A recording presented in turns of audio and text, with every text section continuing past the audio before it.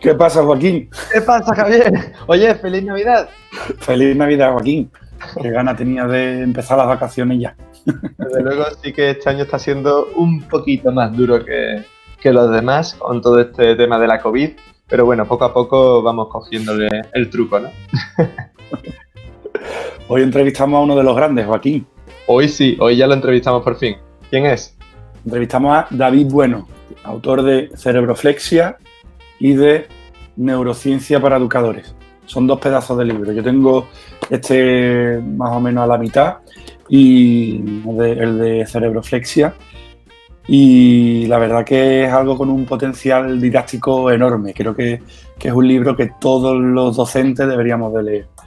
Y bueno, David Bueno decía que era uno de los grandes porque está doctorado en biología, es profesor de la Universidad de Barcelona de genética y bueno, se está encargando mucho de hacer un trabajo de divulgación de esos avances científicos que ha hecho la neurociencia para aplicarlo a la educación.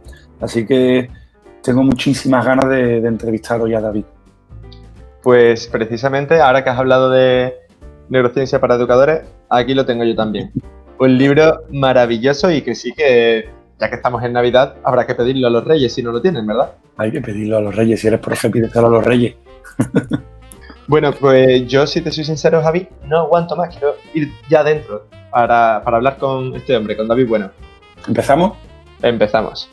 Ideas para profes. Ideas para profes.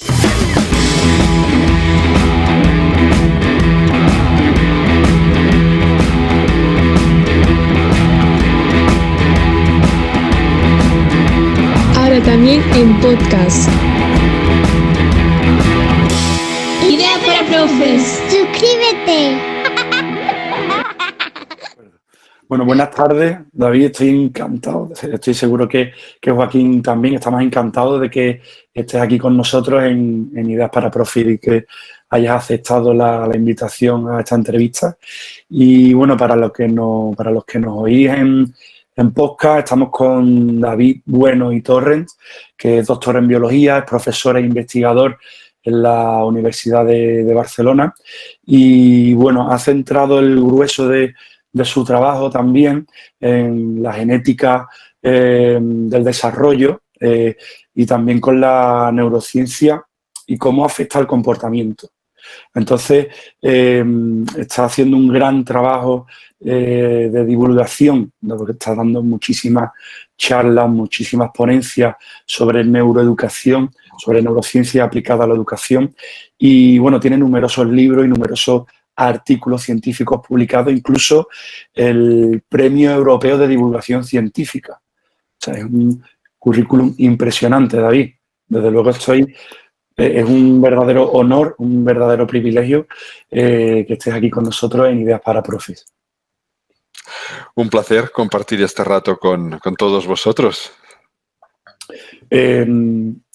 Viendo tu formación, tu trayectoria profesional, quería preguntarte, bueno, ¿en qué momento decides dar el salto a la educación, ¿no? a dedicar ese esfuerzo a transformar la educación y revolucionarla? Mira, de forma consciente, ¿vale? El cambio o este salto empezó hace unos 12 años, 14 años. Hace ya mucho tiempo que digo 12 años, así que seguramente deben ser ya 14 ahora, ¿no? Es lo que pasa con el tiempo. Pasa que, de hecho, mi visto en perspectiva es una cosa que ya venía como mucho más cantada desde hacía tiempo. Básicamente porque mi primer empleo, cuando terminé biología, fue como profesor en una escuela en esa época de EGB, dando clases de ciencias a lo que era sexto, séptimo y octavo de EGB. Y me lo pasé en grande. Jamás me había planteado dedicarme a la educación, yo quería dedicarme a la investigación y me lo pasé tan bien que ya tuve claro que la educación formaría parte de toda mi carrera profesional. En la facultad, por supuesto, seguí dando clases, he seguido dando clases. En investigación he estado trabajando siempre temas de cerebro, de cómo se forma o cómo se construye el cerebro en distintos modelos animales, básicamente. Y llegó un momento, pues hará pues eso, unos 12 o 14 años, que decidí pues dar el paso y unir las tres cosas que hasta ese momento habían guiado toda mi carrera profesional, que eran, por un lado, la educación como docente, sin tener una formación específica como docente, porque yo estudié biología, no he estudiado ni magisterio ni pedagogía, pero había leído mucho porque me interesaba el tema, mezclarlo, juntarlo con toda la parte de neurociencia, que era donde había dedicado yo mis esfuerzos en investigación de laboratorio, junto con la parte de divulgación científica, que también hacía ya muchos años que me interesaba y que me lo pasaba muy bien divulgando. Y al unir estas tres cosas, pues surgió lo que estoy haciendo ahora, que es básicamente acercar estos conocimientos en neurociencia que pueden ser aplicados en educación de una forma que cualquier persona pueda entenderlo y pueda sacarle un provecho. Que es un trabajo esencial, bajo mi punto de vista. Lógicamente, en algún momento hay que traer ese... De hecho, todos los que trabajamos con aprendizaje basado en proyectos sabemos que la última fase es un trabajo de divulgación. Oye, he descubierto esto, voy a contárselo a todo el mundo para que ese descubrimiento, ¿no? Ese avance, ese bien que pueda aportar a los demás, realmente se pueda beneficiar todo el mundo, ¿no? Bueno, David, progresivamente se van incluyendo nuevos conceptos que vienen precisamente de la neurociencia y que van alterando definiciones de algunos términos que pensábamos que ya estaban bien definidos, como por ejemplo lo que significa aprender. Desde la neurociencia, ¿qué es esto? ¿Qué es esto del aprendizaje? ¿Qué significa aprender? Mira, es de esas preguntas que pueden tener una respuesta muy larga o muy corta. Así que empiezo por la corta. Aprender es vivir, tal como suena. Y con eso ya estaría todo dicho. Queda un poco esotérico, dicho de esta manera, ¿no?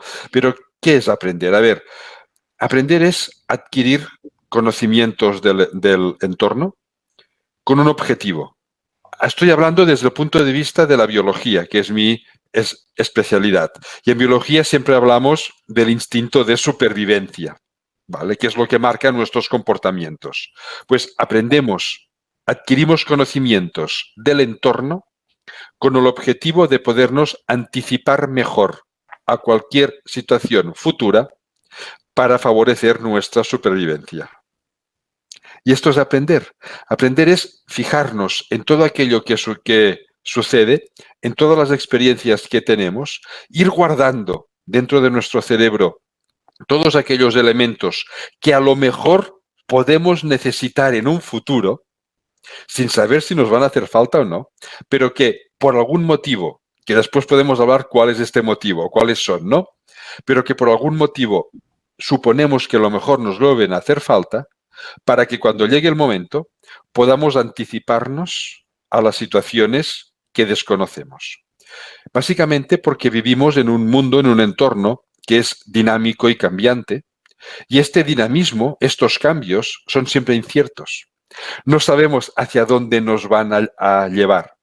Pueden ser una amenaza, y si es una amenaza, si el conocimiento previo nos permite anticiparnos a las amenazas, nos podremos proteger mejor y eso garantizará nuestra supervivencia.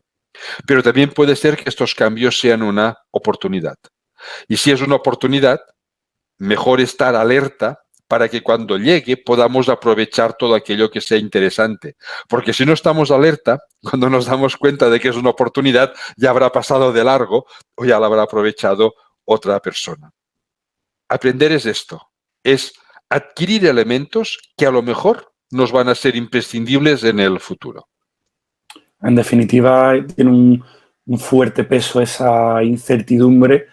Si fuese pues, el núcleo de un proyecto educativo. Se me vienen dos cosas a la cabeza.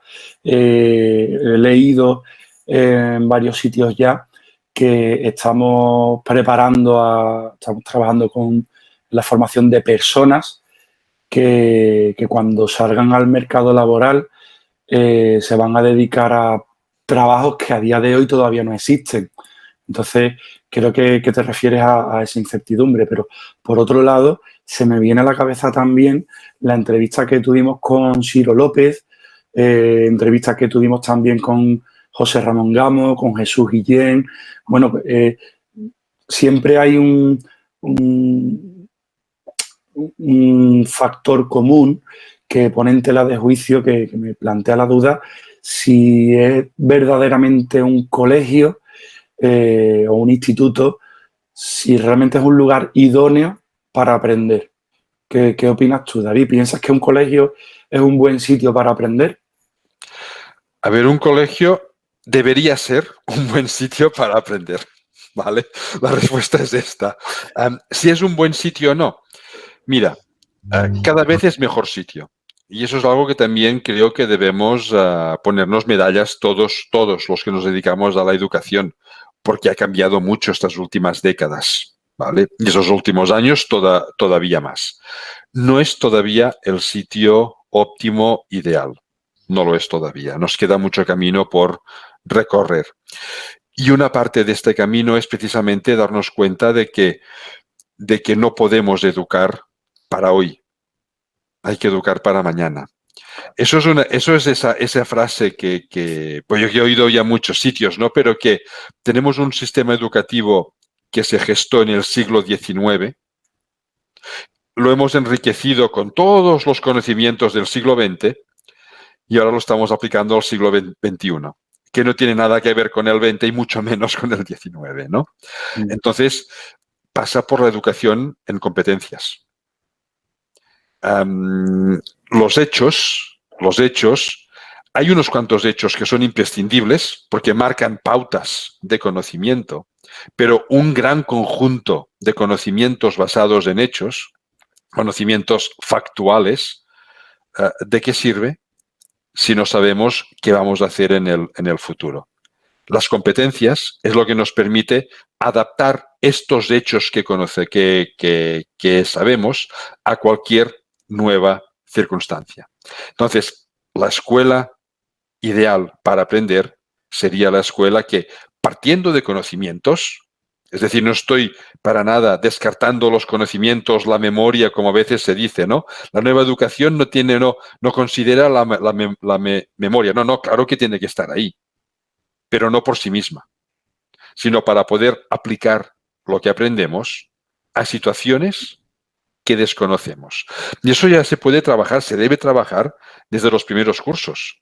No es aprender por aprender, les damos unos datos y ahora les generamos unas incertidumbres, unos problemas, unos contextos.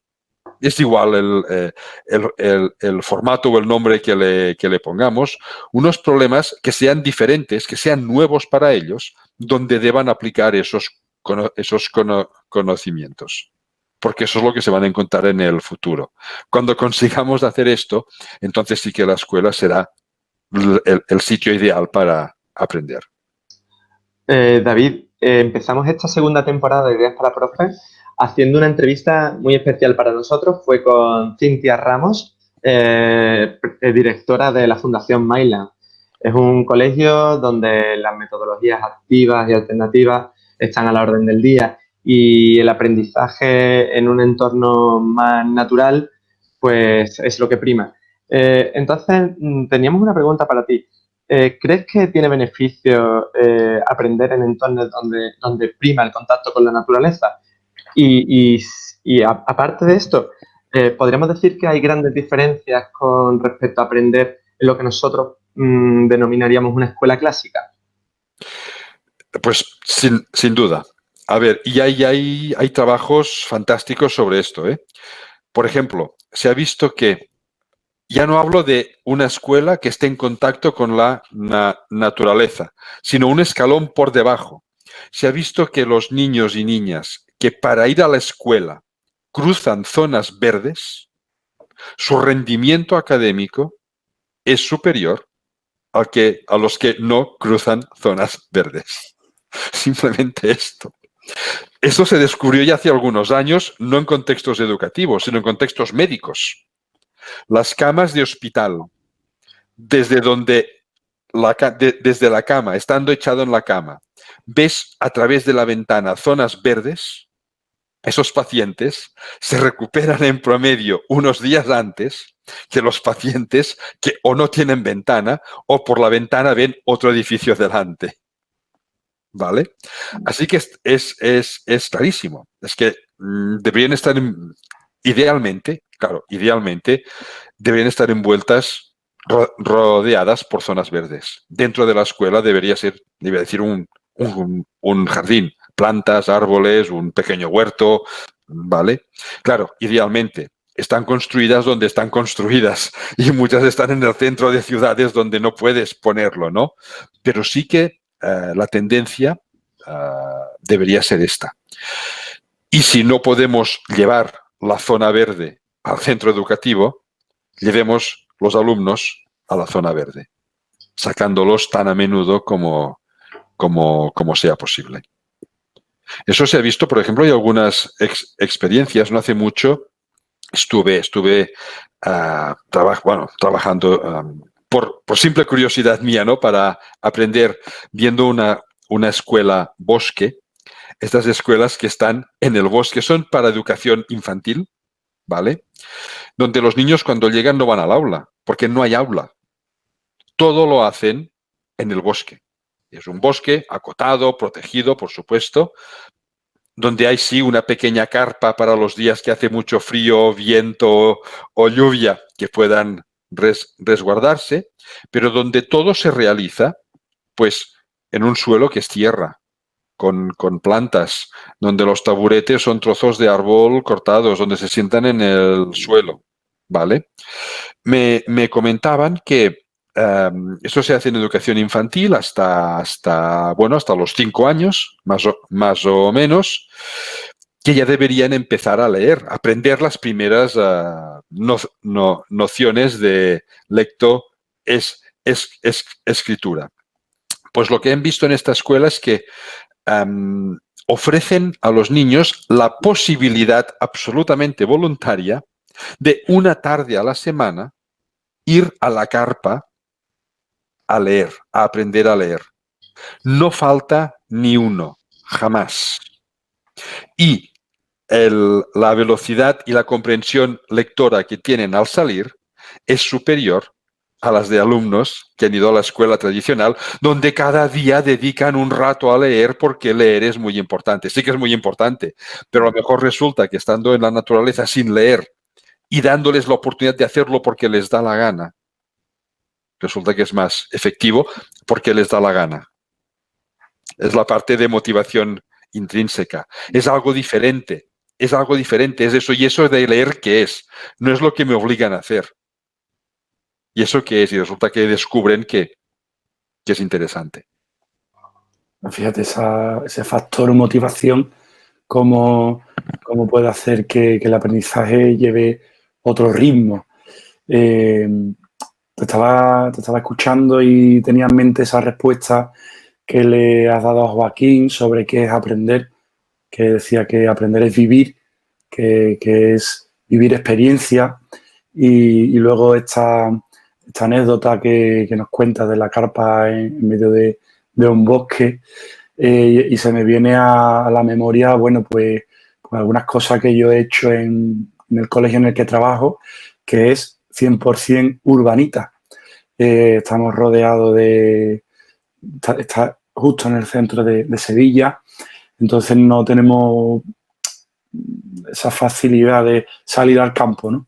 Pero es verdad que salir a la naturaleza pues ofrece esa oportunidad que no tenemos en las grandes urbes. Entonces, bueno, pero entonces una solución es pongamos plantas. Justo, eso es lo que te quería comentar. Y hicimos un huerto escolar sin un solo metro cuadrado de tierra, sino con unas cajas enormes que cubrimos con un vinilo, metimos tierra dentro, sembramos, salieron las plantas. Entonces, eso sí que fue una experiencia que creo que supuso un buen impacto, que sí que generó un aprendizaje en los niños. Entonces, bueno, yo sé que que tienes publicado un libro que se llama Epigenoma para cuidar tu cuerpo y tu vida. Hemos estado investigando un poquillo sobre qué es eso de la epigenética y, bueno, te quería preguntar si tiene el aprendizaje algún impacto a nivel genético, es decir, que si se puede heredar, si hay una herencia genética en los aspectos que hemos aprendido, ¿no? En esas habilidades se pueden heredar, porque estuve leyendo a Francis Collins, su libro Cómo habla Dios, que sabemos que estaba dirigiendo ese proyecto Genoma Humano, y bueno, hablaba un poco de la herencia genética, pero siempre se pone de ejemplo el cuco, ¿no? Lo que hace el cuco, que deja el huevo en otro nido y eso como lo ha aprendido, ¿no? Ha heredado ese aprendizaje. Entonces, me gustaría que nos contase si efectivamente se pueden heredar habilidades o si se pueden heredar aprendizajes. Mira, es un tema muy amplio y muy interesante, ¿eh? A ver, aquí hay varias cosas. Por un lado es el tema genético. Nuestro genoma, el conjunto de nuestros genes, es donde están las instrucciones que hacen que nuestro cuerpo se forme y funcione. Tenemos unos 20.300 genes en nuestro genoma, multiplicados por 2, 20.300 heredados de nuestra madre y los equivalentes heredados de nuestro padre, que tienen esta función. Todos tenemos todos los genes, pero tenemos distintas variantes para estos genes. Por eso no hay dos personas iguales. Hay personas más altas o no tan altas, más rubias o más morenas, de tez más clara o más oscura, con la nariz más grande o más pequeña, las orejas más subidas o más bajadas, es igual, ¿no? Estas son diferencias genéticas. De estos 20.300 genes, hay unos 8.000 que en algún momento u otro funcionan dentro del cerebro y que, por lo tanto, están influyendo en cómo se construye y en cómo actúa, ¿vale? Estos genes también tienen variantes y eso es lo que hace que haya personas, y la palabra es muy importante, con más predisposición, que no significa determinismo. El grupo sanguíneo, por ejemplo, es genético también y es determinista. Lo que dicen nuestros genes es, y si a alguien no le gusta su grupo sanguíneo, se aguanta. No puede hacer nada para cambiarlo, ¿no?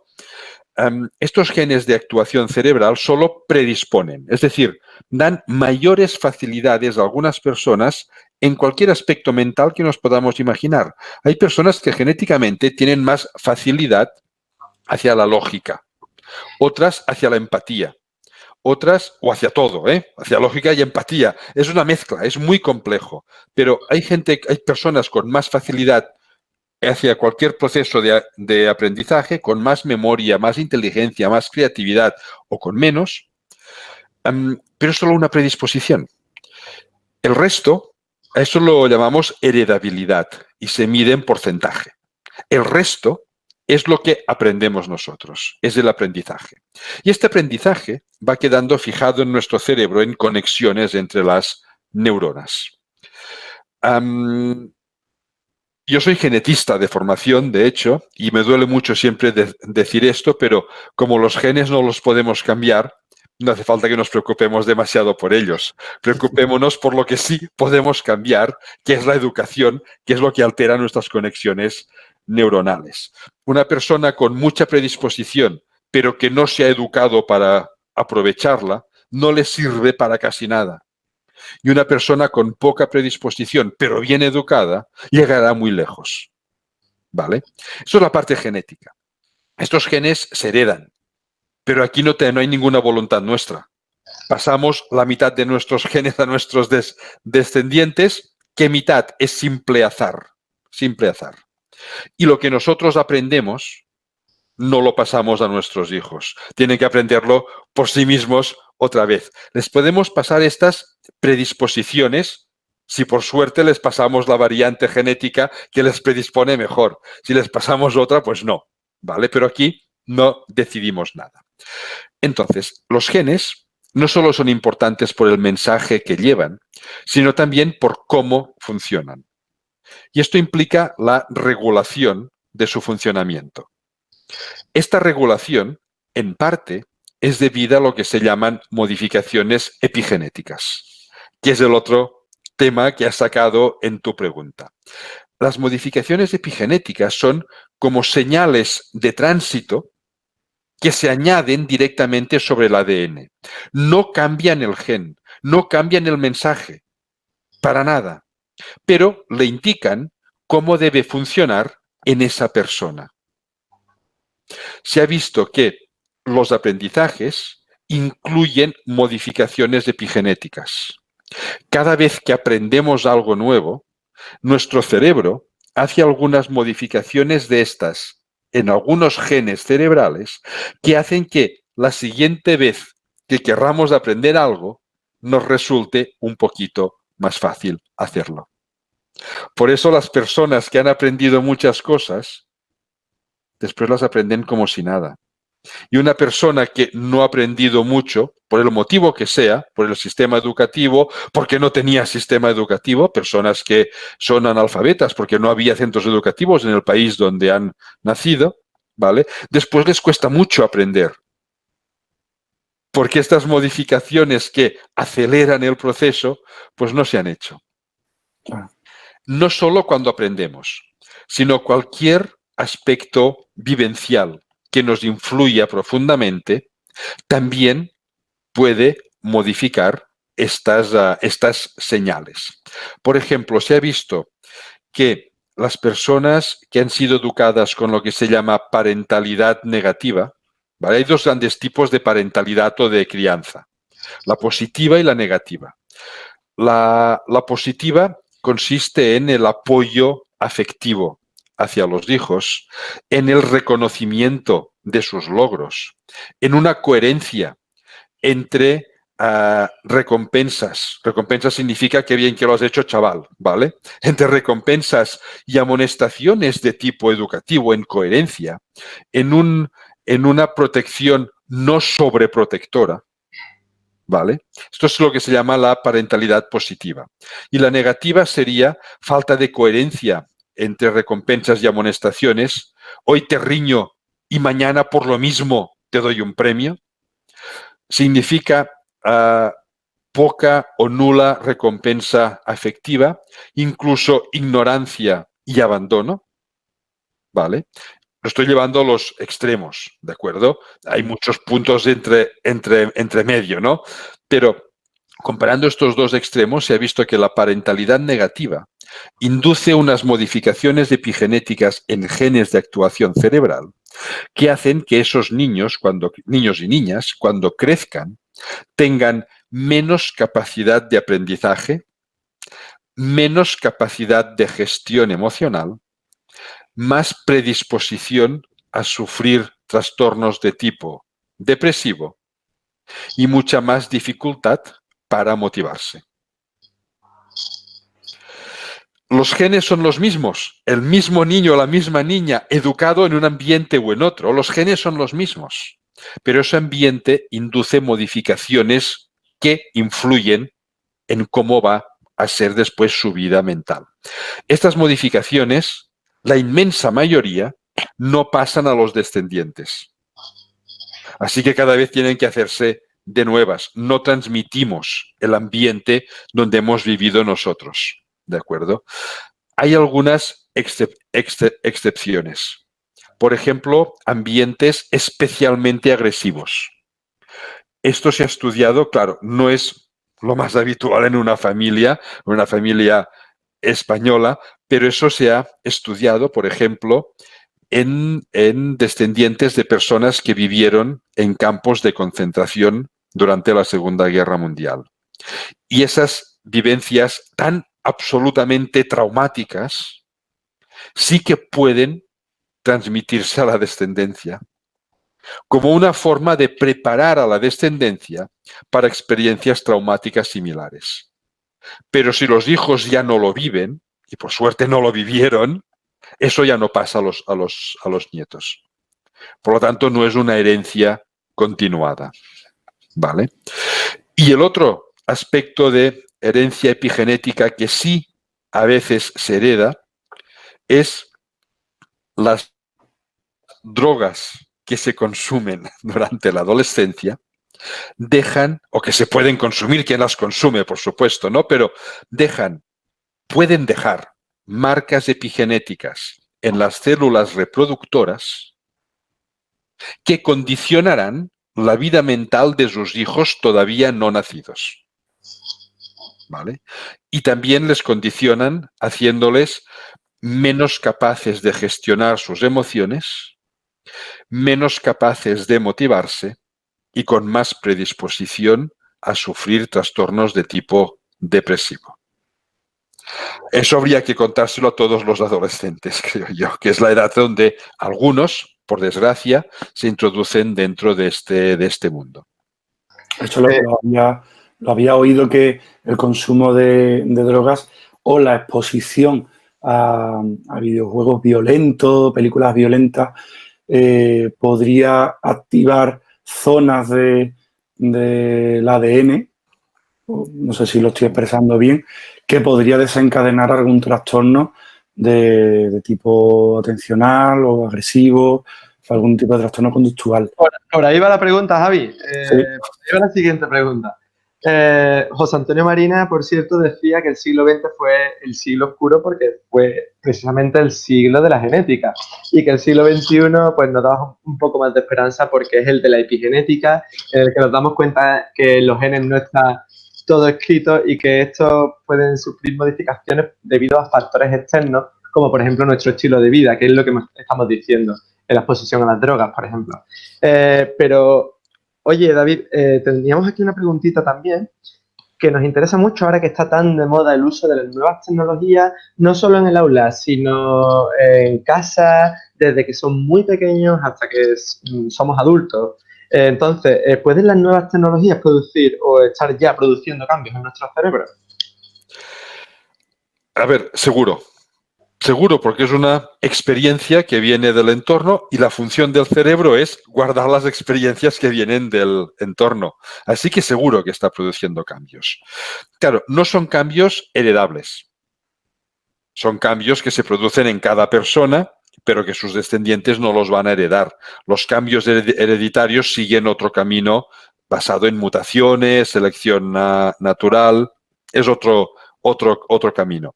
Pero que están cambiando nuestro cerebro seguro. Y eso ya empieza a haber algunos trabajos. Todavía no hay muchos, ni son, a ver, iba a decir 100% fiables. A ver, sí que son fiables los trabajos que hay, pero quiere decir que a lo mejor no representan la globalidad de la cuestión. Por un motivo. Y es que en ciencia debemos siempre comparar dos grupos. El grupo sometido a la condición que nos interesa con un grupo control que no está sometido a esa condición. Y aquí no tenemos grupo control. Claro, ¿cuál es el grupo control? El grupo control de los adolescentes que están muy metidos en un entorno virtual. No somos los adultos, porque nuestro cerebro es diferente, claro, porque somos adultos, no somos adolescentes. No podemos comparar. ¿Con quién nos comparamos? Con adolescentes que no han vivido en ese entorno virtual. Normalmente, la inmensa mayoría son adolescentes que han vivido en otras zonas del planeta donde no hay o no había hasta hace poco entornos virtuales, pero en la inmensa mayoría de casos los estímulos educativos también eran mucho menores.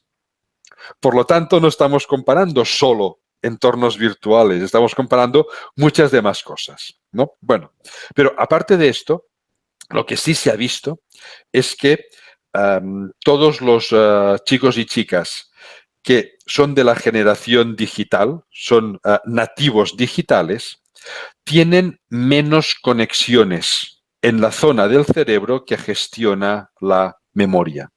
Simplemente porque han externalizado parte de esta memoria en su entorno digital, en la nube, llamémoslo como queramos, ¿no? Da igual. Pero en cambio, tienen más conexiones en la zona del cerebro que permite integrar distintas informaciones entrantes. Porque el entorno digital te da muchas más informaciones por unidad de tiempo. En nuestra época, en mi época, cuando yo estudiaba en la facultad, que tenía los apuntes y con suerte un libro, el día que lo podía sacar de la biblioteca. 2 entradas. A veces 2 libros, fiesta, 3 entradas. Ahora, a través de una tableta, de un ordenador, tienen acceso a muchísimas páginas de Internet. Pueden tener abiertas una veintena o más de páginas. Ir sacando una frase de aquí, un dato de allí.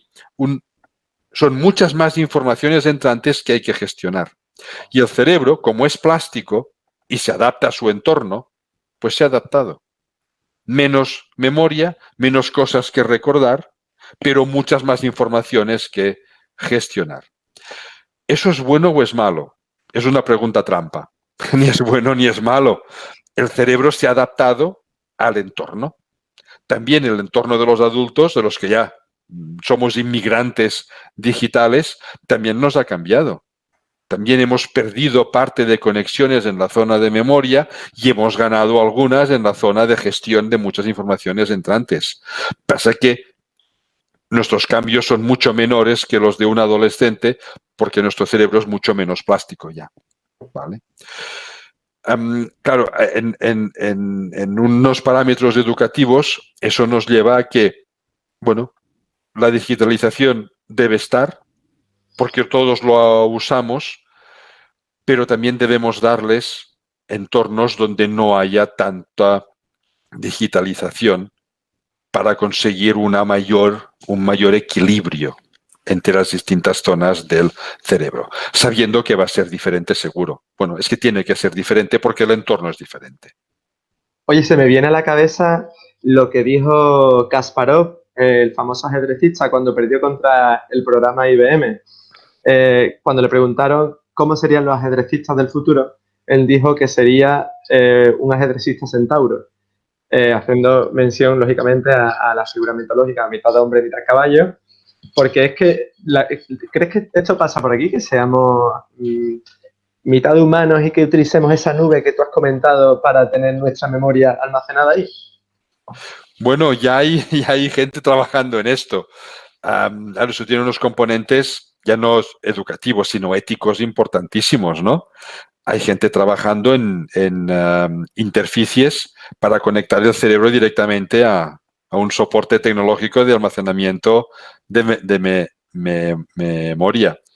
Hay gente trabajando en aparatos que estimulan magnéticamente el cerebro para que sea más fácil aprender. Bueno, ahí ya entramos ya en otro mundo. Es lo que se llama el transhumanismo, ¿no? Incluso hay una corriente filosófica muy potente detrás del transhumanismo, ¿no? O el posthumanismo, ¿no? El transhumanismo es conectar humanos a máquinas y posthumanismo es la visión pesimista de esto, ¿no? Yo no iría tan lejos. Yo creo que la forma tradicional es la más adecuada. Nada, la ciencia ficción es ficción hasta que se convierte en ciencia, ¿no? Hay que tener... Es que ya lo es, ¿eh? Hay algunos centros educativos, por ejemplo, en China, donde a los niños cuando entran, niños y niñas, les ponen una especie de diadema que permite registrar en vivo y en directo cuando pierden la atención. Y a través de una aplicación móvil, el profesor y los padres pueden saber cuándo no estaban atentos. Yo conocí a uno de los impulsores de esto hace algo más de un año en una conferencia en Madrid, y él lo justificaba diciendo eso va a permitir a los profesores saber cuándo sus alumnos pierden la atención para optimizar sus estrategias educativas. Claro, yo le rebatí diciendo sí, iba a servir también a los padres para que cuando los hijos lleguen a casa de preguntarles ¿por qué esos 10 minutos no estabas atento a tu profesor? Como si todos no tuviésemos el derecho de pasarnos 10 minutos en babia cuando nos da la gana. Es algún comportamiento muy humano y necesario, porque si no el cerebro se satura, no podemos estar 4 horas concentrados, no podemos. Tenemos que abstraernos de vez en cuando, ¿no? Bueno, ya está ahí. La cuestión es dónde ponemos los límites. Igual que debemos tener muy claro el paso de educación clásica a educación mucho más vivencial, que es lo que ya estamos haciendo y lo que hay que profundizar, también debemos tener claro este otro paso si lo queremos o no lo queremos. Claro, es que para dar un paso así en clase de detectar y medir la atención sostenida de los alumnos, bueno, hay que tener muy claro también cómo funciona la atención. Entonces, bueno, me recuerda un poco a esa respuesta hipotética que comentabas de los padres cuando el niño llegaba a casa y le decía, ¿por qué no has estado atento? ¿No? Tradicionalmente se ha utilizado bueno, el miedo como una herramienta pedagógica. Y de hecho, bueno, cuando yo estaba en el cole, cuando era niño, bueno, pues recuerdo que tenía miedo a suspender un examen, miedo a no recordar algo que había intentado memorizar el día antes, miedo a las notas. No era especialmente un buen estudiante yo, ¿eh? Lo que seguramente te hace mejor maestro. Claro, Sí, sí, porque has podido reflexionar sobre ello.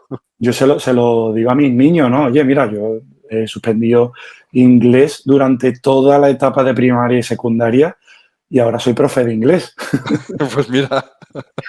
Que es verdad que no aprendí inglés hasta que lo necesité y aprendí inglés a un ritmo brutal. O sea, en apenas 2 meses, a fuerza de inventarme o forzarme una situación de inversión lingüística, aprendí inglés rapidísimo, pero lo necesitaba, tuve que necesitarlo para aprenderlo, pero no justo lo contrario, sino el memorizar esa lista infinita de verbos irregulares.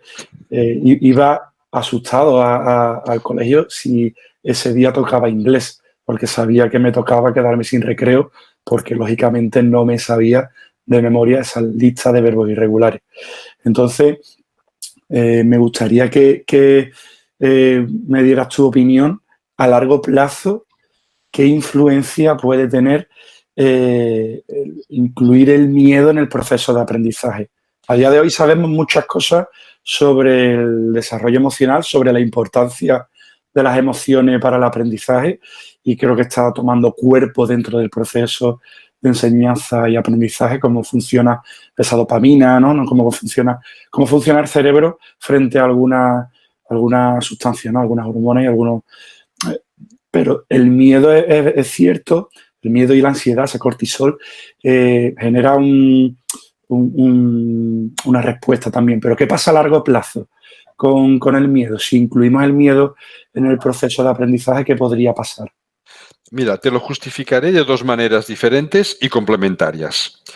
Primero, todo aquello que nosotros aprendemos genera conexiones neuronales nuevas en el cerebro para poder soportar esos nuevos aprendizajes, para mantenerlos en nuestro cerebro. Pero la forma como lo hemos aprendido también genera conexiones nuevas dentro del cerebro que hibridan con las conexiones de todo aquello que hemos aprendido. El qué y el cómo van unidos dentro del cerebro.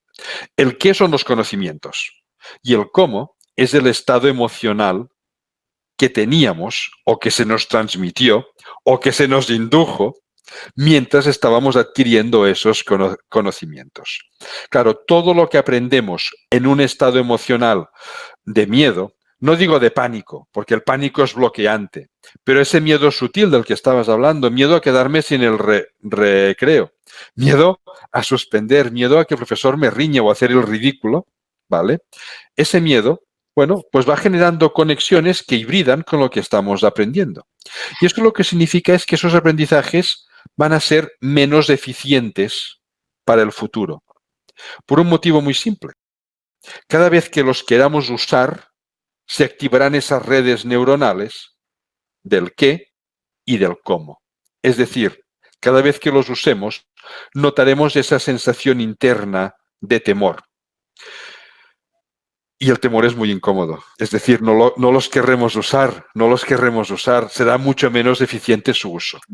Y además, nos quitarán calidad de vida, porque los vamos a tener que usar tarde o temprano. Y cada vez que los usemos, reviviremos esa sensación incómoda. Es decir, tendremos menos calidad de vida, menos sensación de bienestar. Este es uno de los efectos del miedo, que se puede revertir, por supuesto, como tú mismo has dicho. Tú puedes tener miedo a una serie de cosas y cuando después ves que te son imprescindibles, no solo imprescindibles, sino que puedes ganarte la vida con ellas y que vas a ser feliz a través de eso, bueno, pues estás incorporando un nuevo cómo. ¿Vale? Por lo tanto, todo es reversible, al menos en buena parte. Esta es una de las justificaciones de por qué no debemos nunca usar esta sensación de temor con nuestros alumnos. Sí que a lo mejor nos puede parecer que adquieren mejor los conocimientos. El miedo es una emoción muy poderosa y las emociones ayudan a fijar los conocimientos. El problema no es que los adquieran ahora. El problema es que les estamos condicionando negativamente a medio y a largo plazo. Esta es una de las justificaciones. La otra, cuando hablaba antes de cambios, novedades, de incertidumbres al principio de todo de nuestra conversación, hay dos maneras radicalmente diferentes de responder ante las novedades. Hay personas que tienden a responder ante una novedad con miedo. Interpretan las novedades, los cambios, como si fuesen necesariamente una amenaza. Y la forma que tenemos de protegernos ante las amenazas es a través del miedo, que hace que nos escondamos o que huyamos para no sufrir ningún daño. Enseñar a través del miedo hace que nos sesguemos, a nuestros alumnos hacia este extremo, ¿vale? De respuestas ante las novedades. ¿Qué sucede? Que las personas que suelen responder con miedo son personas poco o nada transformadoras. Porque transformarte implica que haya novedades en tu vida. Uy, novedades, qué miedo. Mejor me quedo tal como estoy. Personas poco proactivas. Por lo tanto, poco propensas incluso a gestionar su propia vida. Porque si eres proactivo, generarás novedades, quieras o no. Uy, otra vez, novedades, qué miedo. Mejor no hago nada. El otro extremo. Personas que tienden a responder con curiosidad. A ver, nadie está en un extremo, ¿eh? Todos estamos en algún punto intermedio. Pasa que en ciencia debemos comparar extremos para que la comparación sea significativa y sea útil. Y después también lo extrapolamos a puntos intermedios, ¿no? El otro extremo decía curiosidad. Curiosidad no es aceptar irreflexivamente los cambios. Curiosidad es siempre plantearse la pregunta, ¿y esto qué es? ¿Es útil o no es útil? Y reflexionar sobre ello. La curiosidad lleva implícita reflexión. El miedo no. Es mucho más irreflexivo. Me escondo por si acaso. La curiosidad te hace preguntarte, ¿y esto qué es? ¿Es una amenaza? Hay novedades que pueden ser amenazas. Pues si es una amenaza, me escondo, ¿vale? ¿Y si es una oportunidad? Si tengo curiosidad, puedo examinarla. Puedo ver qué hay detrás, puedo aprovechar todo lo de bueno que haya en esa oportunidad, puedo llevarlo hacia mi entorno, es decir, puedo crecer intelectualmente, crecer personalmente a partir de estas novedades. Incluso esto hace que las personas sean mucho más transformadoras y proactivas, por simple curiosidad. Resulta que la curiosidad genera además sensaciones de placer. Activa la dopamina de la que hablabas. Activa una zona del cerebro que se llama estriado, que es la zona que se asocia con las recompensas. Por eso la curiosidad, las personas curiosas suelen sonreír mucho más que las que tienen miedo. Uno, porque van más felices todo el día, simplemente. No, es bioquímica pura, ¿vale? Hasta llegar al extremo de que, como la curiosidad genera esta sensación de bienestar, cuando no hay novedades, las generas. Personas especialmente proactivas, que no les da miedo buscar cosas nuevas. ¿Qué es una amenaza? La descartan. Pero si no busco cosas nuevas, ¿cómo voy a encontrar oportunidades? Y esto lo uno de nuevo con cosas que hemos estado hablando antes, y es, ¿para qué tiene que servir la educación del siglo XXI hacia el futuro? Hablábamos de educar en competencias. La curiosidad es la principal competencia. Si no hay curiosidad, cuando tengan novedades en su vida, ¿cómo las van a analizar? La curiosidad es la base de todo descubrimiento y avance científico, precisamente, ¿no? Sí, sí. Sí, sí, sí. El órgano del aprendizaje, está claro. Oye, David, en tu libro Neurociencias para Educadores, que ya lo hemos recomendado, pero lo vuelvo a enseñar, le hemos dicho que los que no lo tengan, que lo pidan para Reyes, por Hay que cierto. pedirse a los Reyes Magos. En tu libro Neurociencias para Educadores, en el último capítulo habla de las llamadas María, que para quien no lo sepa son aquellas áreas que tienen menor peso en el currículo. Sin embargo, dices que son cruciales para favorecer una educación integral. Pero, ¿qué papel juegan estas áreas en el aprendizaje y en qué benefician realmente a nuestros alumnos? Mira, estamos hablando, cuando hablamos de esas asignaturas accesorias, o a mi época al menos llamaban asignaturas María, no sé por qué, estamos hablando de música, de arte, de psicomotricidad, esas asignaturas que sí que se hacían en las escuelas, especialmente en primaria, porque quedaban bien. Y el día, pues el último día antes de Navidad, pues salían los chiquillos a cantar unos villancicos, es música, y a final de curso, pues hacían unas danzas, que es psicomotricidad y música, bueno, decoraban la escuela de una forma magnífica, con unos pósters preciosos, que es arte, para que los padres lo viesen y sobre todo los padres que iban nuevos a buscar escuela para sus hijos pensasen qué bonita que es esta escuela. En muchos casos estoy exagerando, ¿no? Estoy llevándolo al terreno del humor, pero iba bastante por este camino. Bueno, pues resulta que estas materias son las más importantes en educación infantil y buena parte de la primaria. Y por motivos que ahora conocemos a través de los estudios de neurociencia. Por ejemplo, la música es una de las mejores gimnasias cerebrales. La música es la actividad que activa más zonas del cerebro simultáneamente. Y cuantas más zonas se activan, mejor fijados quedan los conocimientos. La música, además, siempre apela a las emociones. Y las emociones son clave para fijar conocimientos eficientes. La música encierra lógica y matemática en los ritmos. Así que está trabajando redes neuronales de lógica que después usaremos para hacer integrales cuando estudiemos bachillerato. ¿Vale? La música es un lenguaje y activa zonas lingüísticas del cerebro que después usaremos para expresarnos con otras personas y para organizar nuestros pensamientos, porque los organizamos en palabras. ¿Vale? El arte. El arte es el primer lenguaje simbólico de la humanidad. Y el simbolismo es clave para la escritura, porque los símbolos lingüísticos son abstractos. Un palito vertical con 3 palitos horizontales, le llamamos E mayúscula, eso es un convenio, es una abstracción. A través del arte se están trabajando zonas de abstracción del cerebro que después van a facilitar el aprendizaje de la lectoescritura. El arte es creativo, permite experimentar. El arte no es rellenar unos dibujitos sombreados en negro con colores y cada trozo con el color que te dicen. El arte es expresión interna. El arte te conecta con las emociones y con el exterior. ¿Vale? La psicomotricidad. Primero, te permite conocer tu propio cuerpo. Claro, cuando hablamos de aprendizaje, pensamos en el cerebro. Quien aprende es el cerebro. Sí, sí, claro, pero es que el cerebro forma parte de un cuerpo que es entero. Y todos los conocimientos nos llegan a través de los órganos de los sentidos. Muchos los tenemos en la cabeza, cerca del cerebro, pero el tacto lo tenemos por todo el cuerpo.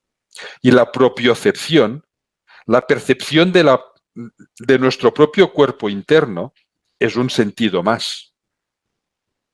Conocer todos los sentidos, conocer este sentido interno, nos ayuda a integrar después mejor los conocimientos. Se ha visto además que la psicomotricidad, el deporte, mejora funciones ejecutivas. Porque tienes que planear, tienes que controlar tus emociones. Cuando estás jugando un partido de baloncesto, Muchas veces tienes la pelota en la mano, pero no es útil que tú tires a canasta porque no estás bien posicionado. Si te dejas llevar por las emociones, cuando tienes la pelota tiras a ver si, mira, si entra. No, no, no, no. Control ejecutivo es miro, planifico quién está mejor posicionado que yo y le paso el balón, sabiendo que si él mete la canasta, él se va a llevar los aplausos, no yo. Pero lo importante es que ganemos como equipo. Funciones ejecutivas. Todo esto debería ser el eje central en educación, en infantil y hasta mediados de primaria. Y nunca discutiré con nadie qué significa mediados, ¿vale? Tercero, cuarto, da igual, da igual. No es que las mates, la lengua no sean importantes, claro que son importantes. El conocimiento del medio, todo eso es muy importante, pero deberían ser las ramas que salen de este tronco central, que es el que potencia más plasticidad neuronal, más capacidad de hacer conexiones nuevas. Y a partir de ahí, no es olvidarnos de esto. A partir de ahí, ya sí que nos debemos centrar en las otras materias, las tradicionales, porque ya tenemos una buena base. Sin olvidar ni la música, ni el arte, ni el deporte, porque si los olvidamos, dejarán de ejercer efectos en el futuro. Deben seguir presentes, pasa que el balance lo debemos cambiar, ¿vale? Por eso decía que estas materias, que tradicionalmente se han considerado como accesorias, durante muchos años de nuestra vida, de la vida de nuestros alumnos, deberían ser las materias clave, donde deberíamos poner más esfuerzos. Claro, eso lo sabemos gracias a los avances de la neurociencia. Sí. Entonces, que precisamente ahora está casi justo al revés.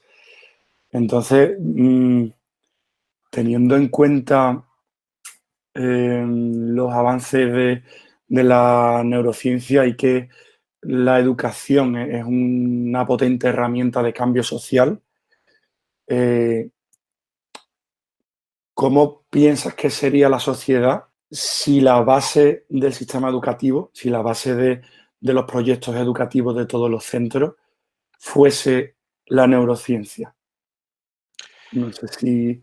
Sí, mira, a ver, yo no creo que la base deba ser la neurociencia, ¿vale?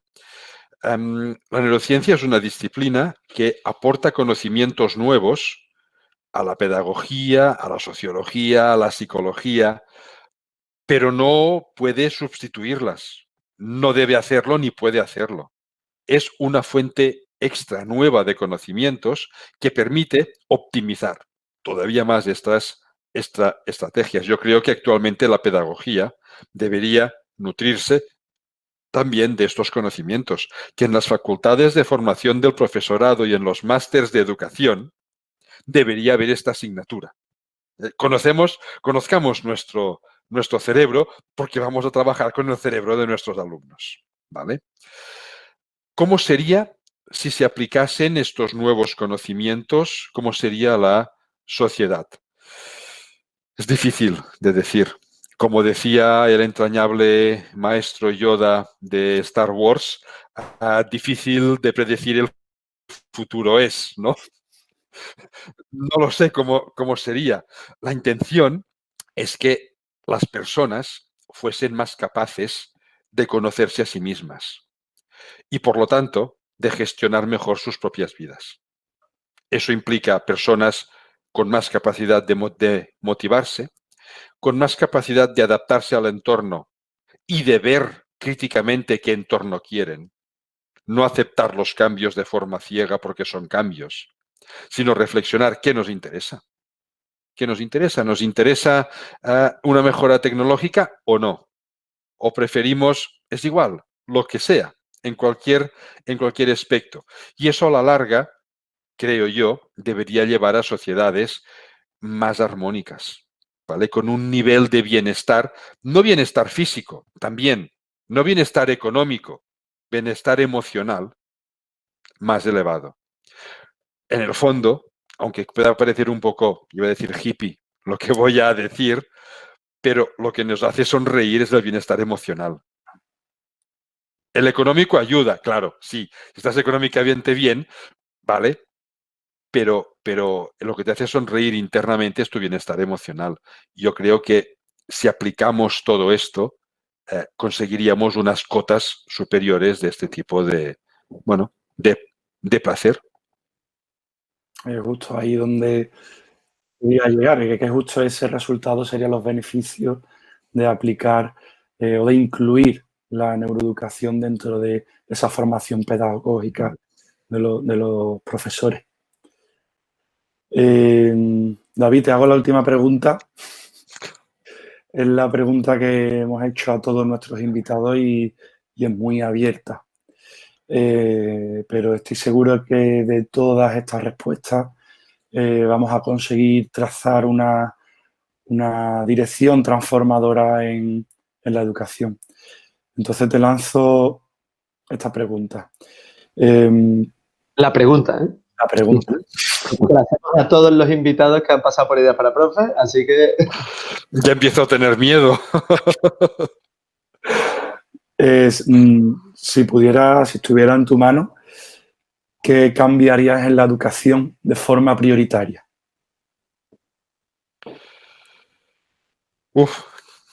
Gran pregunta, gran pregunta. Mira, yo,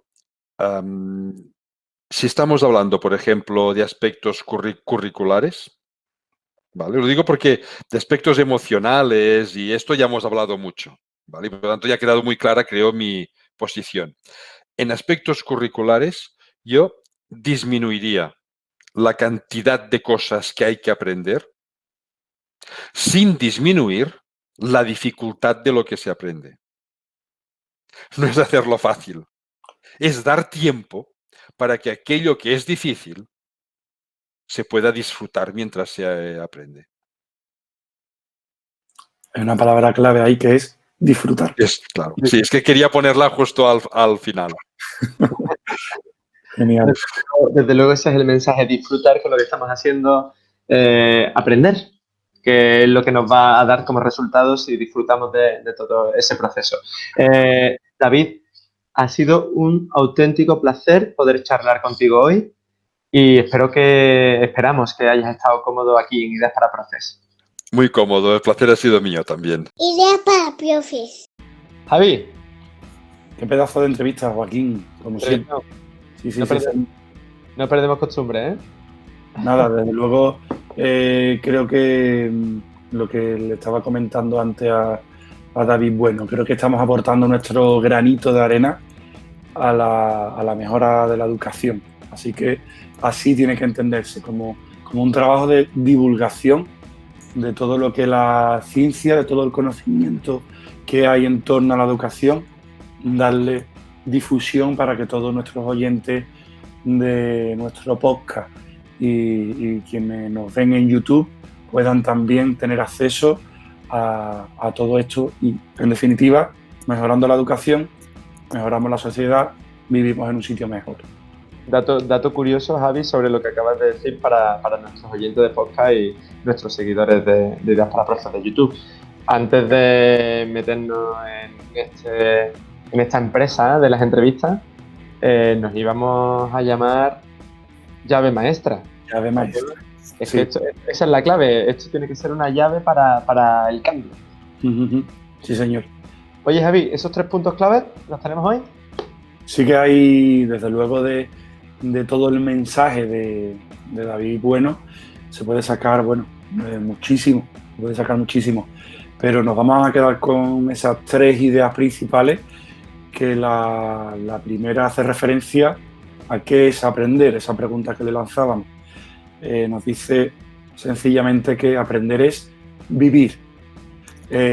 Habla de cómo el entorno educa, cambia el cerebro, esa gran influencia que ejerce el contexto para el aprendizaje, y hablaba también de que no hay que educar para hoy, sino que hay que educar para el mañana, para un futuro incierto, para ser capaces de aprovechar esas oportunidades y no entenderlas como amenaza, y que es tan importante lo que se aprende como el cómo se aprende.